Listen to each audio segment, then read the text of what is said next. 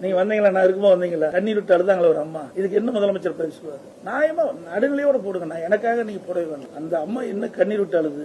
என்னுடைய நகையெல்லாம் வித்து சில அடமானம் வச்சு நான் முதலீடு செஞ்சு இந்த நெல்மணிகளை பூச்சி வச்சு 20 நாள் ஆகுது, எல்லாம் முளைச்சு போச்சு, என்ன செய்வது என்று தெரியல. அந்த அம்மா கதறுது.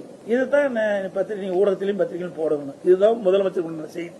அது மட்டும் இல்ல, முதலமைச்சர் 2-3 நாளைக்கு முந்தி நினைக்கிறேன் இந்த பேட்டி கொடுக்கும்போது 3 நாள்ல பிரச்சனை தீர்ந்து போயின்னு சொல்றாரு. இதே நீங்க பாத்தீங்கன்னா நான் 7-10 நினைக்கிறேன், 7-10 இதே அறிக்கை கொடுத்தேன்.